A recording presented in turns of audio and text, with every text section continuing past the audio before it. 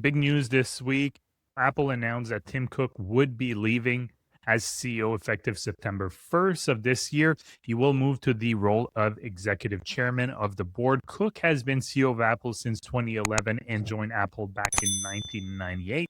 During his tenure, Apple went from a 350 billion market cap company to being over 4 trillion in market cap.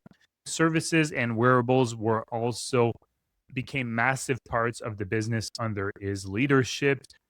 And these were things that were launched also under his leadership. And services now bring in over 109 billion in revenues, while wearable clock in around 36 billion, which combined represents about 1/3 of Apple's revenue. So it's definitely not the iPhone only company that a lot of people got used to. It is starting to diversify, even though iPhone is still the bulk of their revenue. He oversaw the launch of a bunch of different products, including Apple Watch, AirPods, HomePod, AirTag, Apple Vision Pro, Apple Silicon in Max, and Apple Pay.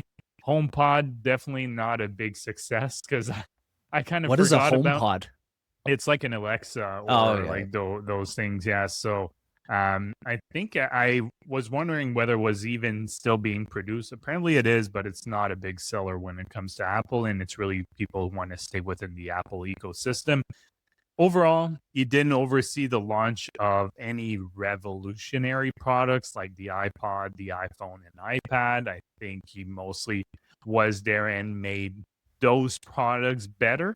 But did make a lot of money for shareholders. So during his tenure, the stock saw total returns of over 2,300%, while the S&P 500 sits at around 680% during that period of time. So you could have done a lot worse than owning Apple stock.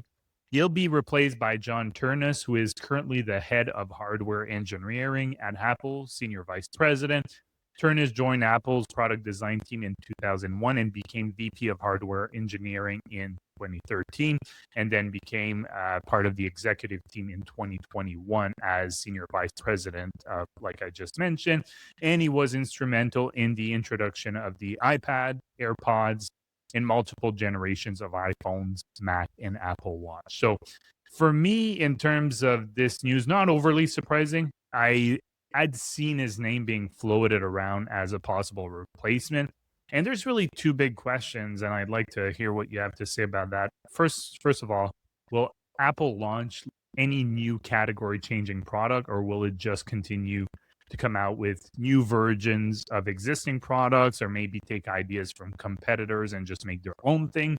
And what's Apple's AI strategy going to be forward?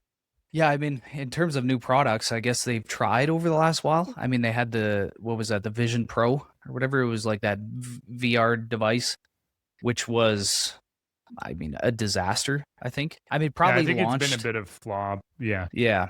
I mean, launched at the wrong time, like right when inflation was sky high and, nobody was paying, what was it, $3,500 or something for I think that would be US dollars for like a VR headset or whatever it may be.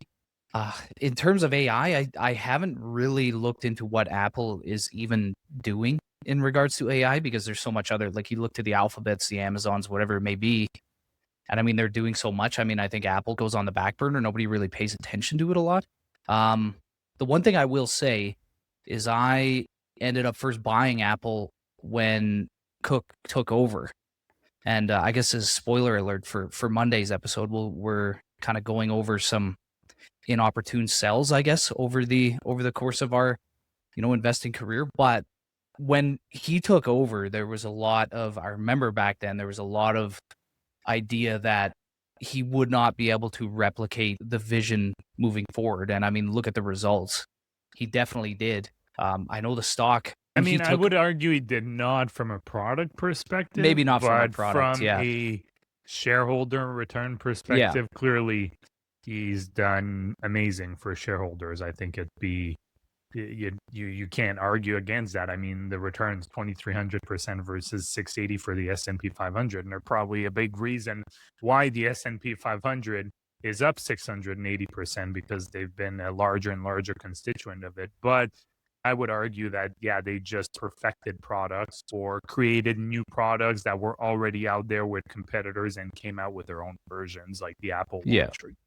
Yeah. And he back when he took over, like Apple was, I don't want to say dead money, but it did not perform very well from, 2012 to probably maybe late 2016. It was pretty much flat, maybe increased a little bit, but yeah, I don't know. He's probably not at the front of all the product innovation, but I mean, you can't argue with the returns. He did a heck of a job for many years. I don't really know like the guy taking over. I don't pay attention to Apple a lot. It's always Mhm. been really expensive to me. So it's not a company that I pay a lot of attention to. So I don't really know what it's going to do in regards to AI. I mean, I think they're partnering with Alphabet a lot on the mobile devices, aren't they? I'm pretty sure they have a I partnership with think Alphabet. that was it, but again, we could see a different direction here. I do get the sense that they're trying to embed it a bit more kind of privacy focused, Yeah. embedding AI into their devices, but not making a better experience without, I guess, some of the risk associated with it. That's a general sense that I have. So far, what I've seen in terms of use, like Siri, is still terrible. Yeah. And it just seems like hasn't improved all that much. I have it on my laptop, and when I get a text and it summarizes, still, I don't know, half the time it's hallucinating in terms of the summary it's doing. So we'll have to see. But enough about Apple. Let's move on here. So Adobe announcing 25 billion in buybacks. So I'm interested in what you have to say about this one. Yeah, so huge buyback. They're looking to buy back around 25 billion in shares, which would be 25% of their market cap. I think they're like a $105 billion company right now. Obviously, this is just the amount they're authorized to buy back. They don't necessarily need to actually buy back all these shares, but they did so through a 4-year window. So I think to the end of 2030. Just to put it into context, Apple has, I think it's like $110 billion market buyback, and that's only around 2.5% of their market cap. So, I mean, obviously, if you look to previous highs, this would have been a much smaller portion of the company. But when you're down 65 to 70%, it's going to take up a pretty big chunk. And I do find this entire situation very interesting because I think a lot of people are kind of shouting from the rooftops about how cheap software is right now. And the reality is, I think previously, as these companies traded at insanely high valuations for a very long time because the moat was firmly in place. So you introduce a ton of AI tools, the moat starts to be put into question. And ultimately, you have the market wiping out any of the premium valuation multiple it once had. It doesn't really matter if the pace of growth is continuing now. There was a lot more certainty on growth in the future pre all these tools. I mean, you can look at another company like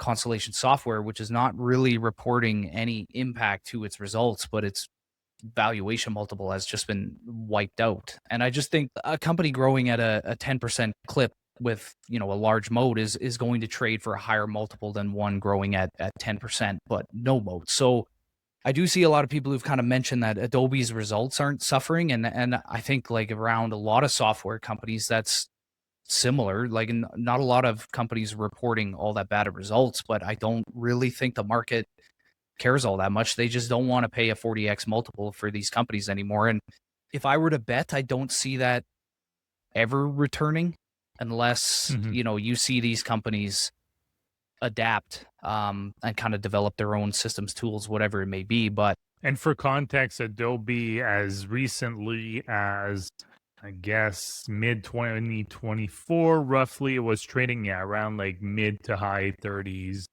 in yeah, terms of price to earnings and price to free cash flow.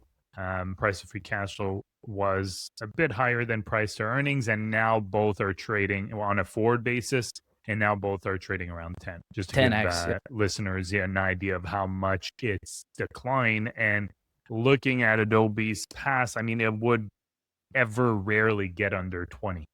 Extremely Yeah. rare. Yeah. It's like they were always very expensive relative to how much they're growing. And now to me, they're valuing Adobe as kind of a slower, mature company that's not really gonna grow all that much in the future, which again, you look to the current results, they're still growing at a pretty reasonable pace, although not as much as they were 5 years ago. But um, the stock seems cheap, but this is kind of where it gets really interesting. And if Adobe is so bullish on AI for the future, like why is this $25 billion not being deployed into developing further AI infrastructure? Like I think their Firefly model is only generating like 400 million, I think, in ARR. So it's not even close to any of the other elements there. And I mean, effectively, they're telling you they feel the returns from buying Adobe shares right now will yield higher returns than Mhm. investing in AI tech. And I just think if the bear case does come true and these generative tools are commoditized,